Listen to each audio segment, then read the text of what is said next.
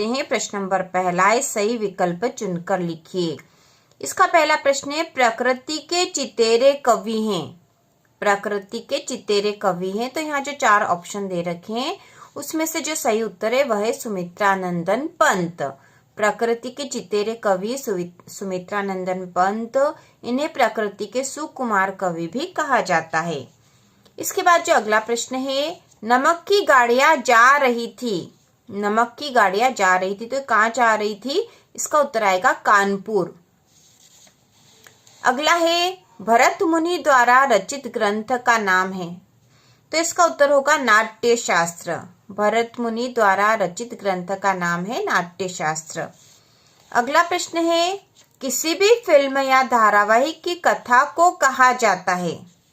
किसी भी फिल्म या धारावाहिक की कथा को कहा जाता, तो उत्तर होगा पटकथा। इसके बाद है, यहाँ दरख्तों के साये में धूप लगती है, पंक्ति में कौन सा अलंकार है?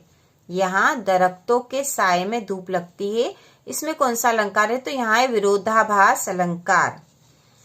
अगला है, किसी बात पर जोर देने के लिए जो शब्द प्रयोग में लाए जाते हैं उन्हें क्या कहा जाता है? तो ऐसे शब्दों को निपात शब्द कहते हैं। किसी बात पर जोर देने के लिए जो शब्द प्रयोग में लाए जाते हैं उन्हें निपात शब्द कहते हैं। इसके बाद अगला प्रश्न है, रिक्त स्थान में सही विकल्प चुनकर लिखिए। इसका पहला, वे आंखें कविता में की मार्मिक व्यथा का चित्रण हुआ है। तो यहाँ उत्तर आएगा किसान की। वे आंखें कविता में किसान की मार्मिक व्यथा का चित्रण हुआ है। अगला है, स्पीति में बारिश एक है। तो स्पीति में बारिश एक यात्रा वृत्तांत है। अगला है, कलाओं के लिए स्वर्ण युग माना जाता है। तो यहाँ आएगा गुप्त काल। गुप्त काल कलाओं के लिए स्वर्ण युग माना जाता है।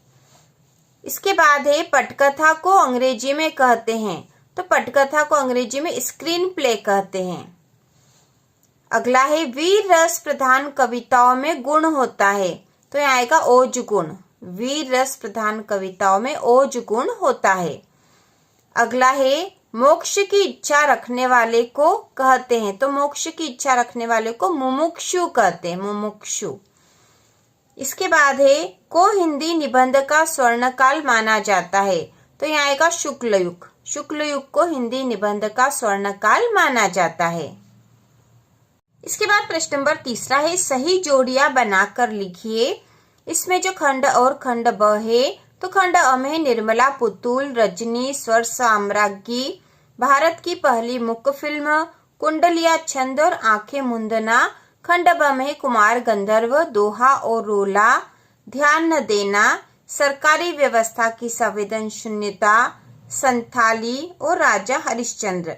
तो इनकी जोड़ी बनेगी सबसे पहले निर्मला पुतुल, तो इसकी जोड़ी बनेगी संथाली, क्योंकि यह संथाली भाषा की लेखिका है। इसके बाद है रजनी, तो इसकी जोड़ी बनेगी सरकारी व्यवस्था की संवेदनशून्यता से। अगला है स्वर साम्राज्ञी, इसकी जोड़ी बनेगी कुमार गंधर्व।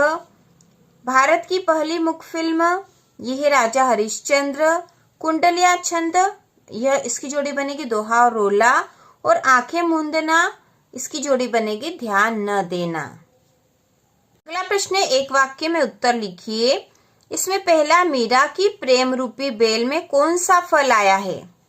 मीरा की प्रेम रूपी बेल में कौन सा फल आया है? तो यहाँ उत्तर आएगा कृष्ण रूपी फल आया है। मीरा की प्रेम रूपी बेल में कृष्ण रूपी फल आया है। दूसरा है, तालीम की तालीम बड़ी चीज है, किसका कथन है? तो इसका उत्तर होगा मियां नसीरुद्दीन का। तालीम की तालीम बड़ी चीज है, किसका कथन है? मियां नसीरुद्दीन का। तीसरा है, लता की लोकप्रियता का मुख्य मर्म क्या है? तो इसका उत्तर होगा गानपन। लता की लोकप्रियता का मुख्य मर्म गानपन है। इसके बाद अगला है, टीवी सेवा को दूरदर्शन नाम कब दिया गया? तो टीवी सेवा को दूरदर्शन नाम सन 1975 में दिया गया। रसराज की उपाधि कौन से रस को प्राप्त है? तो यहाँ उत्तर आएगा श्रृंगार रस को। रसराज की उपाधि श्रृंगार रस को प्राप्त है। अगला है, तत्सम शब्द किसे कहते हैं? परिभाषा लिखिए। तो इसका उत्तर होगा संस्कृत से सीधे हिंदी में प्रयोग होते हैं। ठीक है, तत्सम शब्द संस्कृत से सीधे हिंदी में प्रयोग होते हैं। इस तरह से हम लिखेंगे। अगला है कबीर और मीरा भक्ति काल की किस धारा के कवि हैं? तो उत्तर लिखेंगे कबीर जो है ज्ञान मार्गी संत काव्य धारा के हैं और मीरा है कृष्ण भक्ति शाखा की। तो इस प्रकार से उत्तर आएगा इनका। इसके बाद जो अगला प्रश्न है सत्य असत्य लिखिए। सत्य असत्य लिखिए। इसमें पहला है सूर्य का स्वागत काव्य संग्रह दुष्यंत कुमार त्यागी का है। तो ये कथन सत्य है। दूसरा है स्वयं के दैनिक जीवन प्रसंगों को नियमित रूप से लिखना आत्मकथा लेखन है। तो यह कथन असत्य है। ठीक है, असत्य है। अगला है गंभीरता शास्त्रीय संगीत का स्थायी भाव है। तो यह सत्य है। संचार शब्द की उत्पत्ति 4 धातु से हुई है। तो यह असत्य है। फूल मुस्कुरा उठे में मानवीकरण अलंकार है। तो यह कथन सत्य है। और अच्छे विज्ञापन की विशेषता होती है कि वह संक्षिप्त तथा प्रभावी होता है। तो यह कथन सत्य है। इसके बाद 2-2 नंबर के प्रश्न हम देखेंगे और इनके उत्तर हम अगले वीडियो में देखेंगे, जिसमें सारे ही 2-2 नंबर के प्रश्नों के उत्तर होंगे। तो यहाँ प्रश्न है भक्ति काल की 2 प्रमुख प्रवृत्तियां लिखिए अथवा छायावाद के 2 कवि और उनकी रचना लिखिए। अगला प्रश्न है किसान के बैलों की जोड़ी की कुर्की किसने और क्यों करवा दी अथवा आओ मिलकर बचाएं कविता में कवयित्री बच्चों और बड़ों के लिए क्या बचाना चाहती है।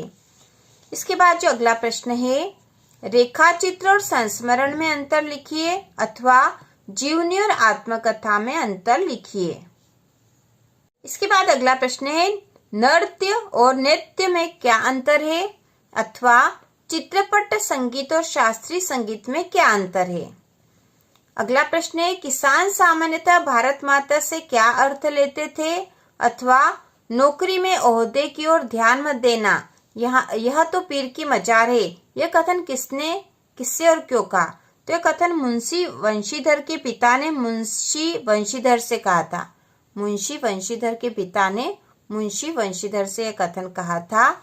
अगला प्रश्न है अंतरवैयक्तिक संचार और संचार में क्या अंतर है अथवा संयुक्त व्यंजन को हिंदी वर्णमाला और शब्दकोश में कहाँ स्थान प्राप्त होता है। तो इनको एकदम अंत में स्थान प्राप्त होता है। ठीक है, अंत में स्थान प्राप्त होता है संयुक्त व्यंजन को। अगला प्रश्न है संचारी भाव एवं स्थायी भाव में अंतर लिखिए अथवा माधुर्य और ओज गुण में क्या अंतर है।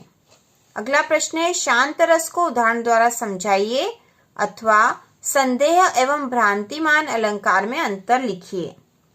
इसके बाद अगला प्रश्न है राष्ट्रभाषा और राजभाषा में 2 अंतर लिखिए अथवा विशेषण और क्रिया विशेषण में क्या अंतर है। अगला प्रश्न है निम्नांकित मुहावरों का अर्थ लिखकर वाक्य में प्रयोग कीजिए। तो इसे मुहावरे दे रखे आंख का तारा और श्री गणेश करना। तो आंख का तारा का अर्थ होता है बहुत प्यारा और श्री गणेश करना मतलब शुरुआत करना या प्रारंभ करना, यह अर्थ होता है। फिर इसका वाक्य में प्रयोग कर देंगे। इसके बाद है अथवा में निम्नांकित वाक्यों को निर्देशानुसार परिवर्तन कीजिए। तो वाक्य दे रखा है राधा पुस्तक पढ़ती है, इसको आज्ञावाचक लिखा है यहाँ पर, मतलब इसे आज्ञावाचक बनाना है। तो हम इसको आज्ञावाचक बना देंगे राधा पुस्तक पढ़ो, यह आज्ञावाचक हो जाएगा। और राम कल आएगा संदेहवाचक बनाना है, तो हम इसको लिख सकते हैं शायद राम कल आएगा, तो यह हो जाएगा संदेहवाचक। इसके बाद अगला प्रश्न है कबीर अथवा सुमित्रानंदन पंत का साहित्यिक परिचय निम्नलिखित बिंदुओं में दीजिए। तो यहाँ लिखनी है 2 रचनाएं, भाव पक्ष, कला पक्ष और साहित्य में स्थान। और इसके बाद है प्रेमचंद अथवा मन्नू भंडारी का परिचय निम्नलिखित बिंदुओं के आधार पर दीजिए। तो इसमें भी 2 रचनाएं, भाषा शैली और साहित्य में स्थान लिखना है। अगला प्रश्न है निम्नलिखित वाक्य का भाव पल्लवन कीजिए। तो यहाँ भाव पल्लवन करना है और वाक्य दे रखा है साहित्य समाज का दर्पण है अथवा पढ़ाई के संबंध में पिता और पुत्र के मध्य संवाद लिखना है।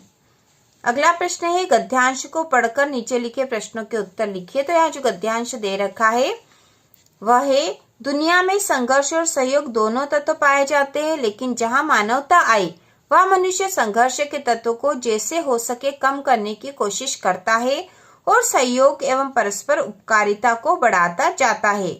इसी में मानव की मानवता चरितार्थ होती है और दुनिया प्रगति करती है। तत्वज्ञ कहते हैं कि दुनिया में हिंसा और अहिंसा दोनों हैं। इसमें हिंसा का तत्व जैसे हो सके उत्तरोत्तर कम करते जाना, अहिंसा को बढ़ाते जाना, यही है उन्नत जीवन की साधना। ऐसे उन्नत जीवन को अध्यात्म जीवन कहते हैं, क्योंकि उसमें आत्मा शक्ति का परिचय, आनंद बढ़ता जाता है। प्रेम, सेवा, स्वार्थ, त्याग आदि सद्गुणों का विकास आत्म परिचय के बिना नहीं हो सकता। तो यहाँ प्रश्न दे रखे उपयुक्त, यहाँ पे है गद्यांश का उपयुक्त शीर्षक लिखिए।